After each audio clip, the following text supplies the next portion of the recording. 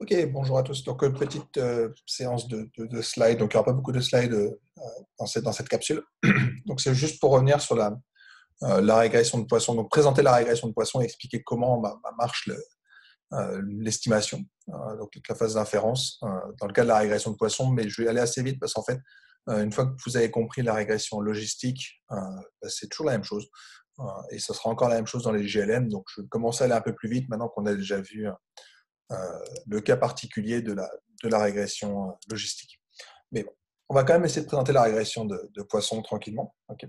Donc, on avait vu qu'on avait ce modèle de Poisson qui pouvait être intéressant dans plein de cas. Okay, en particulier quand on a des événements, j'ai envie de dire, rares, mais pas trop. Donc, cette loi des petits nombres.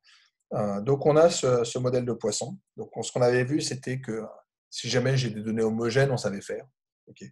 Donc, données homogènes veut dire que toutes les observations ont le même lambda. Okay. Et dans ces cas-là, on avait vu qu'on était capable d'estimer lambda chapeau et c'était tout simplement la moyenne empirique. Voilà.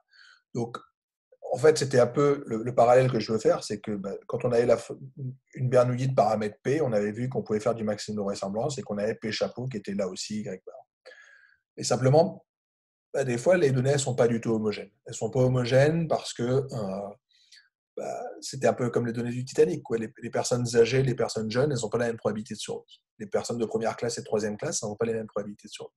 Et là, ça va être la même chose. C'est que si jamais je reviens à mon exemple classique d'assurance auto, les jeunes conducteurs et les conducteurs plus expérimentés, ils n'ont pas la même fréquence d'accident. C'est juste une notion d'expérience de conduite. Donc, c'est logique de se dire que l'espérance n'est pas la même. Okay. Mais ce qu'on a envie de dire, c'est d'aller un peu plus loin, c'est de se dire peut-être que quand même, conditionnellement variable explicative, on est homogène dans un groupe. Donc peut-être que les jeunes conducteurs, entre eux, ils sont homogènes et ils ont une certaine loi de Poisson. Donc ils ont une loi de Poisson peut-être de paramètres plus élevés que leurs parents. Okay. Mais ça reste une loi de Poisson. Et ça va être une hypothèse très très forte et qu'à un moment, il faudra quand même qu'on essaie de tester. C'est de se dire que conditionnellement mes variables explicatives, j'ai déjà cette loi de Poisson. Donc le fait qu'on ait la même loi pour tous, et que le paramètre va être en fonction des variables explicatives. Et on est un peu dans le même cas que ce qu'on avait auparavant, c'est de dire, je pourrais mettre un modèle linéaire, sauf que c'est un peu dangereux quand même. C'est un peu dangereux parce que lambda, il doit être positif. Okay. Et si je fais directement lambda égale exponentielle, égale une combinaison linéaire, ça peut prendre des valeurs négatives. Et ça, on ne veut pas trop parce que ce n'est pas forcément très bon. Si derrière vous faites de la tarification, par exemple en assurance, si vous dites que vous êtes proportionnel à la fréquence de sinistre, si votre fréquence devient négative, ça veut dire que vous payez une prime négative. Donc, c'est pas forcément très malin de prendre ça. Puis, c'est pas, si on peut faire mieux, autant faire mieux. Le modèle classique qui avait été proposé, c'est de dire, de la même manière qu'on avait dit que la cote était positive, il suffisait de prendre un modèle exponentiel, on va faire la même chose. Okay. Donc, on va supposer que lambda i, c'est une exponentielle de la combinaison linéaire des variables explicatives. Donc, il y a une première chose qui est dans ce modèle, donc c'est on a une loi de Poisson. Donc, une loi de Poisson, ça va inclure pas mal de choses. En particulier, c'est ce qu'on avait dit, on a une loi qui est équidispersée, donc ça veut dire que l'espérance est égale à la variance. Okay.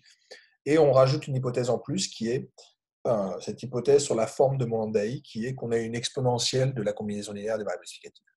Donc, si j'insiste un peu lourdement, on reste dans la classe des modèles linéaires, puisque j'ai toujours quelque chose de linéaire, mais on va généraliser en prenant une fonction de lien qui va être pas du tout une linéaire identité, comme on avait dans le modèle gaussien, par exemple, où je disais que la moyenne, c'était la combinaison linéaire des variables explicatives. On n'est pas sur la transformation logistique qu'on avait eu dans le cas de la régression de Bernoulli. On a juste une exponentielle de cette combinaison linéaire. Okay. Donc, ce type de modèle va s'apparenter à ce qu'on appelle les modèles log linéaires. Okay. J'en parlerai un petit peu là aussi longuement par la suite. Et c'est ça qu'on va aborder un petit peu aujourd'hui. Alors, en termes de notation, alors, ça va partir un petit peu dans tous les sens. Ce qu'il faut juste comprendre, c'est que quand on fera des GLM, on aura essentiellement trois types de variables qui vont apparaître. Donc, il y a le paramètre bêta. Donc, ça, c'est le paramètre dont on ne se débarrassera jamais parce que c'est celui qui intervient dans ma combinaison linéaire des variables explicatives. Donc, quand on fait des modèles linéaires, on aura toujours ce paramètre bêta qui va apparaître. Okay. Là, la seule chose, c'est que je vais faire intervenir des variables auxiliaires. Là, en particulier, il y a le eta. J'en avais parlé plusieurs fois dans les slides précédents. Le eta, ça va être le score. Donc, ça va être la combinaison linéaire des variables explicatives qu'on va utiliser abondamment par la suite. Okay. Et ce eta, je peux l'utiliser c'est celui qui apparaît en fait ici, hein. C'est celui que j'utilise pour récupérer mon lambda. D'accord? Donc en prenant l'exponentielle de mon état, je récupère mon lambda. Alors, donc ça, c'est les notations qu'on utilise pour l'instant. Okay. Donc ce bêta, ce état et ce lambda. En termes de GLM, on verra, ce n'est pas du tout la notation qu'on aura l'habitude d'utiliser. Le lambda, c'est celui qu'on appellera mu, essentiellement parce que c'est le paramètre de moyenne. Et c'est celui qu'on utilisera pour dire que quand on veut faire une prévision, l'espérance de ma variable conditionnement variable explicative, bah, ça sera associé à mon mu. Donc on prendra mu chapeau comme prévision. Okay. Donc il s'avère que dans le cas de la régression de Bernoulli, bah, c'était très exactement mon P chapeau. Okay. Donc on était parti sur les P chapeaux quand on avait la régression de Bernoulli. Ici, j'utilise lambda chapeau. Alors j'utilise ça, c'est essentiellement parce que bah, dans tous les cours de proba et les cours de stats, bah, la loi de Bernoulli est le paramètre P, et la loi de Poisson est le paramètre lambda. D'accord. Donc ce qu'on verra, c'est que ce n'est pas forcément très malin quand on fait des GLM, parce qu'en fait, on va avoir ce qu'on appelle θ, et θ, ce sera le paramètre canonique. Okay. Donc je suis désolé de noyer un petit peu dans le notation, mais j'ai les notations standards des modèles GLM, qui sont ce θ, ce eta, ce mu et ce bêta. Okay. Simplement, si jamais vous voulez pouvoir vous raccrocher à des sources que vous connaissez, c'est-à-dire les lois de Bernoulli et les lois de Poisson, je pense que c'est pas plus mal de revenir avec des paramètres lambda et p, qui sont les paramètres usuels, en tout cas dans ces lois-là. D'accord. Mais sachez, voilà, soyez pas surpris de voir apparaître des états par la suite, et plusieurs fois des mu aussi, parce que j'ai encore pas mal de notations qui traînent avec des mu. Ok. Donc on a notre modèle de Poisson, donc je le renote une dernière fois. Le paramètre de Poisson me dit que yi, ça va suivre une autre Poisson de paramètres lambda i, et le lambda i, bah, c'est jamais qu'une exponentielle de ma combinaison linéaire des variables explicatives. Donc ça, c'est le modèle qu'on a construit. Donc toujours la même chose. J'ai un modèle paramétrique. Le paramètre, il est caché ici. Okay. Il est caché et je vous le mets ici. Donc c'est mon bêta. Donc c'est le paramètre, puisqu'encore une fois, les x et les y, c'est mes données. Le seul paramètre dont j'ai besoin, c'est ce bêta. Et une fois que j'ai le bêta, j'ai tout le reste. Okay. Revenez au slide précédent si je voulais vérifier. Mais une fois que j'ai mon bêta ici, je récupère mon état. Une fois que j'ai mon état, je récupère mon lambda, je récupère mon mu. Enfin, tout découle en fait des données qui sont les x pour récupérer les autres grandeurs. Okay.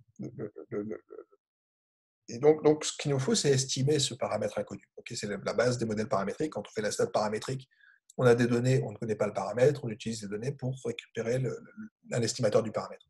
Et comment je construis cet estimateur? Toujours la même chose, un maximum de vraisemblance. Okay. Donc, première chose, on écrit la vraisemblance. Mais la vraisemblance, il n'y a pas de secret, c'est la même chose que dans le cas du modèle de Poisson standard. La log vraisemblance, pareil. Et ma condition du premier ordre, quasiment pareil. Okay. La seule chose, c'est que ça devient un petit peu plus tordu parce que quand j'ai dérivé, je n'ai pas dérivé par rapport à mes lambda i, je dérive par rapport à mon vrai paramètre, c'est-à-dire à mon bêta. D'accord. Donc en fait, j'ai juste besoin de réécrire proprement cette dérivée en dérivant non pas par rapport à lambda, mais en dérivant par rapport à bêta. Et donc cette dérivée par rapport à bêta me donne cette écriture. Et si on regarde attentivement, on retombe sur quelque chose qu'on avait vu il y a quelques slides plus tôt, qui est ce xi transposé. Et ici, je récupère mon résidu. Okay. Ce truc-là, c'est jamais que yi moins lambda i chapeau. Okay. Donc, je récupère ma condition du premier ordre, qui est tout simplement que les résidus, qui sont la différence entre ce que j'observe et ce que je prédis, entre guillemets, c'est-à-dire la moyenne de ce que je pense avoir pour mes y, cette somme-là doit être égale à 0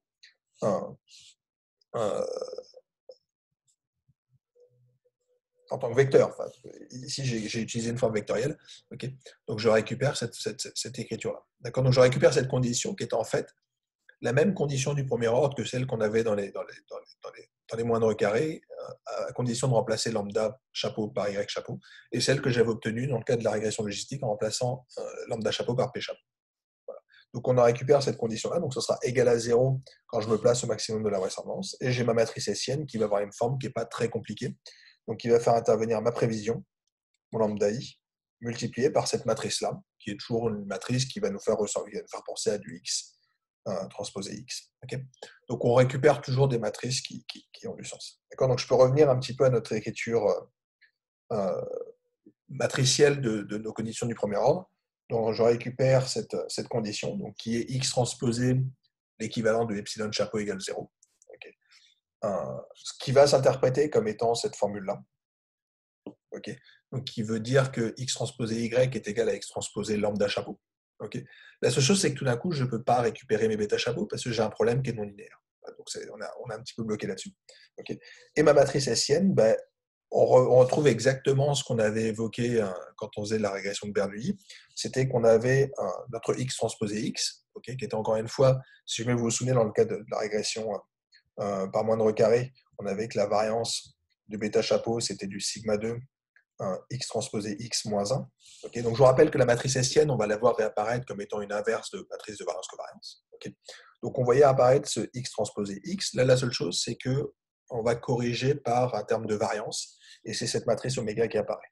Okay, donc je vous rappelle que quand on faisait la régression logistique, dans le cas de la régression logistique, ce qu'on avait vu, c'était que oméga, ça faisait intervenir de la matrice diagonale avec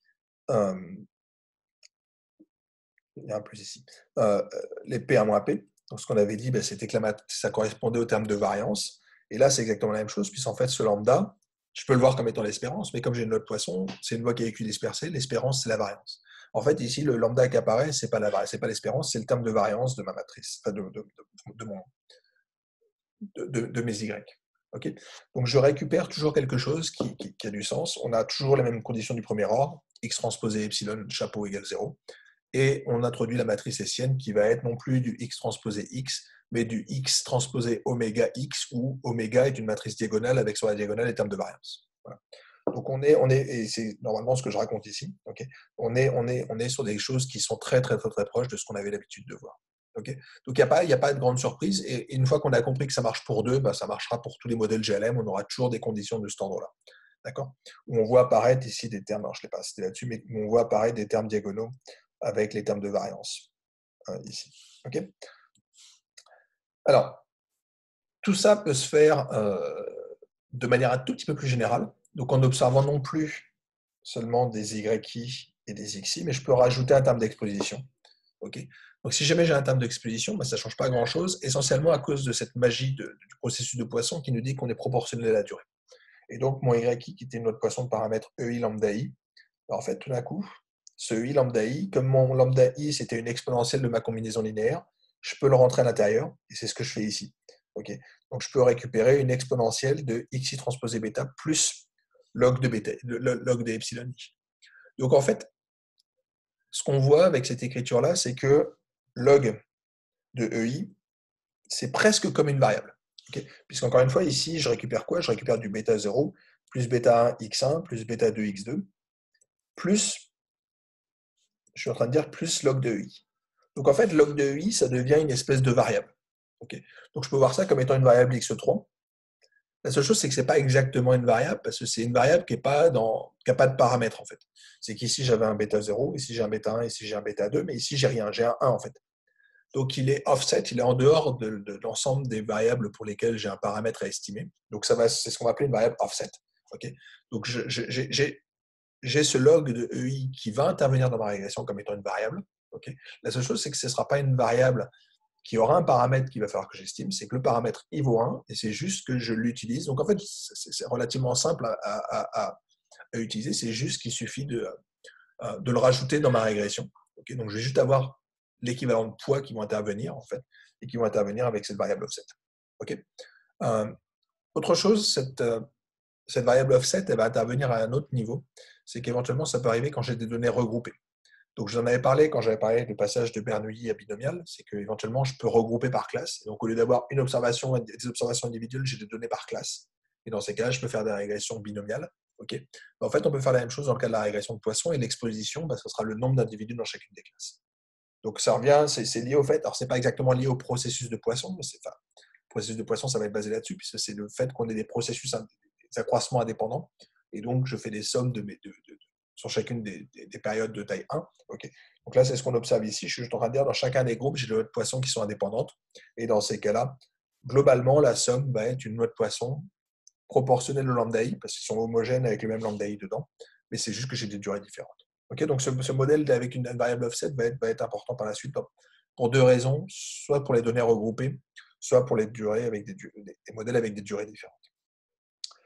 Ok. Les modèles log linéaires, alors j'en parle aussi rapidement, ça va être une manière très simple, cette approche d'avoir des modèles multiplicatifs. Okay, donc on suppose que les YI, ça va être cette loi de Poisson avec une exponentielle, donc ils sont log linéaire parce qu'on a l'impression que le log est linéaire. Okay. Alors il faut faire un petit peu attention là-dessus. C'est que on avait déjà parlé de modèles de ce type-là très rapidement à la toute fin des modèles de régression. Je vous avais dit, on peut faire un modèle un petit peu particulier qui est ce modèle-là. Qui est le modèle où je suppose que mes YI ils suivent une loi de Poisson, mais qu'au lieu d'avoir un modèle additif, j'ai un modèle multiplicatif. Et alors celui-là, on était passé rapidement dessus parce qu'en fait, on n'a pas encore les outils pour le faire. C'est ce qu'on va appeler un modèle GLM. Okay. Donc ça sera un modèle GLM. Mais si jamais on avait envie de faire quelque chose qui ressemblait à ça, on pouvait être tenté de se dire, bah, ce modèle-là, il me fait penser à quelque chose qui est le log de YI qui suivrait une loi normale. Et je vous avais dit que ce n'était pas la même chose. Et je le confirme ici. Donc, ce n'est pas la même chose. Okay. Ce modèle-là, l'avantage, c'est qu'on sait l'estimer depuis le cours sur les moindres carrés. C'est que c'est juste de faire une régression linéaire standard, non pas sur Y, mais sur le log de Y. Okay. Mais ce n'est pas du tout la même chose que de se dire qu'on a un modèle multiplicatif. D'accord. Donc, je vous l'avais dit essentiellement sur les problèmes de prévision, parce qu'en fait, ce modèle où on dit que le log de Y est un modèle gaussien, c'est équivalent à dire qu'en fait, on a un modèle log normal. Et quand on a un modèle log normal, bah, l'espérance d'une loi log normale, ce n'est pas du tout l'exponentielle de mu, c'est l'exponentielle de mu plus un demi de sigma 2. Okay. Donc, si jamais je fais un modèle, comme on a vu dans les modèles linéaires, qui dire je vais prendre le log de Y et je vais supposer que c'est un modèle gaussien, dans ces cas-là, la prévision, ce sera cette exponentielle de ma combinaison linéaire plus un demi de sigma 2, encore une fois, puisque ça vient de cette expression de ma loi log normale. Nous, ce qu'on fait là, ce n'est pas du tout pareil. On ne transforme pas les données. Okay. Et j'insiste bien là-dessus. À aucun moment, je n'ai parlé de transformation de données. D'accord. Quand on avait des données logistiques, on est resté sur nos données 0,1. On a juste supposé que ça avait un modèle Bernoulli derrière. Là, ça va être la même chose. Okay. Je vais garder mes observations YI. Je vais supposer que j'ai un modèle de Poisson. Et je ne vais jamais prendre le log de mes YI. Essentiellement parce que des fois, je pourrais avoir des zéros. Dès que vous avez des zéros, on ne peut pas prendre le log. Okay. Donc, on construit des modèles sur lesquels on a des formes sur les moyennes. Et ça, c'est exactement ce qu'on fera quand on fera des GLM. Okay, donc l'idée des GLM, c'est de se dire qu'on reste sur des familles de lois qu'on connaît, binomiales, Poisson, gaussienne, mais pour lesquelles on suppose que la moyenne, ça va être une certaine fonction de la combinaison linéaire. Okay, donc il faut juste se souvenir que les modèles log linéaires qu'on est en train de voir ici, donc qui sont cette classe de modèles-là, dans lesquels on a en fait un lien qui sera une fonction de lien logarithmique. Okay, ce n'est pas la même chose que ce qu'on avait évoqué à la toute fin du cours sur les modèles linéaires, quand je vous ai proposé de passer au log de nos variables pour construire un modèle linéaire. Okay, juste une petite parenthèse mais qui va être essentielle par la suite. Ok. Petit exemple de modèle log linéaire. Je vais vous présenter un petit exemple qui vient d'un package de Bootstrap qui contient des données sur des problèmes de contamination, donc sur les données du sida, pour lesquelles on observe des données qui ont été observées à différentes dates. D'accord. Donc j'ai des personnes qui ont contracté le virus à certaines dates. Donc par exemple ici au 3e trimestre 83, mais simplement les personnes ne déclarent pas la maladie tout de suite. Okay. Donc on peut penser, donc ici c'est fait sur le sida, on peut penser au coronavirus qu'on vit en ce moment, c'est qu'il y a 15 jours de période d'incubation. Okay, donc les personnes n'ont contaminé à une certaine date, mais ce qu'on va faire, c'est qu'on les observera seulement plus tard. Donc quand on veut faire des prévisions d'évolution de maladies, on a besoin de tenir compte du fait que quand on regarde les données à une certaine date, en fait, on a juste les personnes qui avaient été contaminées 15 jours plus tôt. Okay. Donc, ces choses-là, c'est des données qui sont assez classiques en épidémiologie, mais qu'on va retrouver aussi beaucoup en assurance. En assurance, l'interprétation est un peu différente. C'est le fait qu'on ait des personnes qui ont eu un accident à certaines dates, mais pour lesquelles les paiements surviennent beaucoup plus tard. Donc, si j'observe les paiements vont être décalés dans le temps.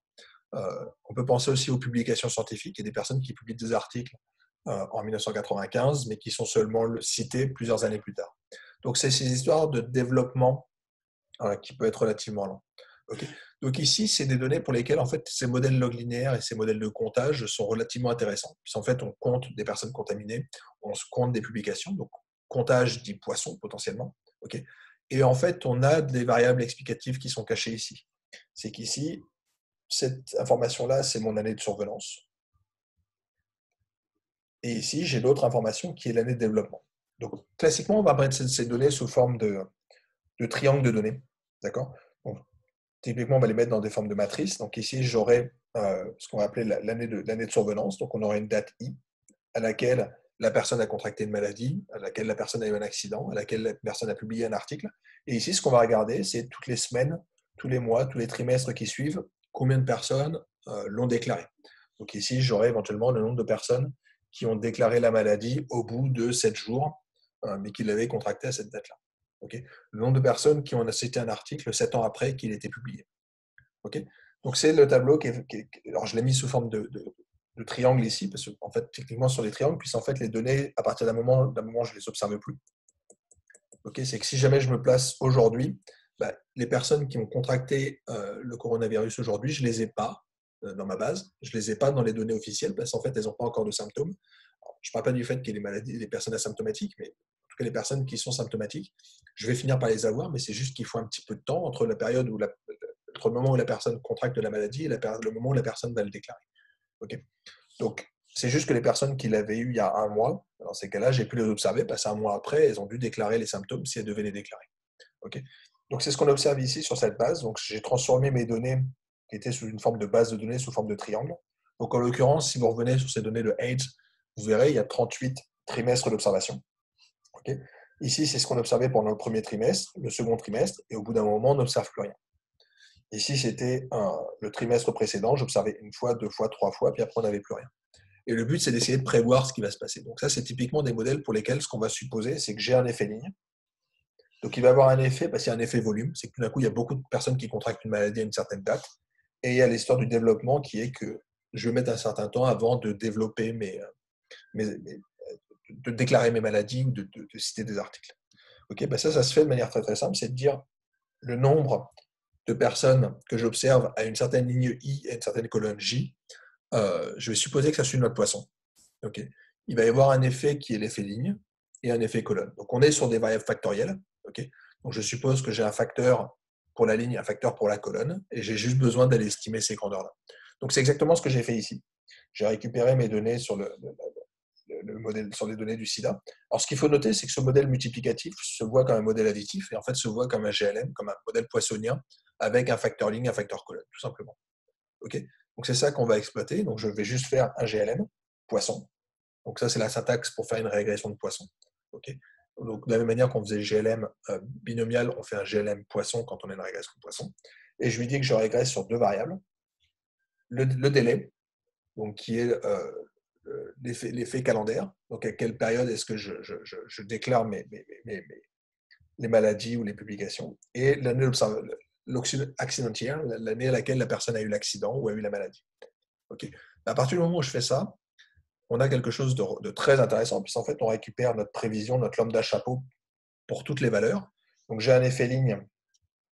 Les effets lignes sont comme ça. Donc, ici, je vais avoir mon coefficient L chapeau 34, ligne 34. Et ici, j'ai ma colonne numéro 3. Donc, gamma 3.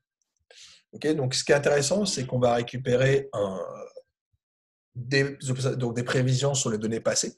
Okay, donc, ici, par exemple, mon modèle me prédit un niveau à 38.4 alors qu'on avait observé, je vais juste revenir en arrière, 24. Donc on a commis une erreur. Enfin, une erreur. Le modèle fait une erreur sur notre prévision. Donc ça, c'est la première chose, c'est que sur cette partie de données observées, je peux récupérer des résidus. Donc on parlera des résidus plus tard, mais on voit qu'on a commis des erreurs et ça nous permet de quantifier à quel point le modèle était bon. Ce qui est intéressant, c'est surtout que je peux récupérer des prévisions en bas. Okay, c'est-à-dire que si jamais je récupère ce coefficient qui était en gamma chapeau 6 et que je multiplie par ce lambda chapeau, enfin, le L chapeau 37, dans ces cas-là, je récupère une prévision pour une donnée que je n'avais pas pu observer. Et dans ces cas-là, je peux prédire combien de personnes. Donc, si jamais je réillustre ça avec du coronavirus, on a observé 67 personnes. On aurait dû observer 67 et 188. En fait, on a observé que 67 et 66. Okay, mais pour ce qu'on devrait s'attendre à avoir dans les jours qui viennent, c'est ces nombres-là. D'accord. Donc, cette méthode-là permet de faire de la prévision sur ces données incrémentales qui arrivent de manière très très simple. Et ça, pour ceux qui ont suivi, je pense, le cours d'assurance IRD1, ça fait penser à ce que vous faisiez quand vous faisiez des triangles de paiement. Okay, et en fait, ce qu'on verra, je ne sais pas si j'aurai le temps de le faire, mais je l'évoquerai peut-être en tout cas rapidement, c'est que en fait, la somme de ce que vous obtenez dans cette partie-là correspond très exactement à ce que vous donne la méthode chain ladder en assurance. Donc cette méthode-là, la régression de Poisson, elle a aussi énormément de fondements, énormément de justifications dans plein d'applications. Et c'est la méthode la plus simple pour faire des prévisions sur ce genre de données. Voilà, donc je vais peut-être finir ici pour mon introduction un peu générale sur la régression de Poisson. On reviendra un peu plus en détail, là encore, sur les interprétations, sur comment interpréter les coefficients, comment discuter une régression de Poisson par la suite. Et puis, je ferai un petit exemple un peu plus complet sur un vrai jeu de données pour, pour vous montrer comment faire une régression en pratique. Voilà, je vais m'arrêter là pour l'instant. À bientôt.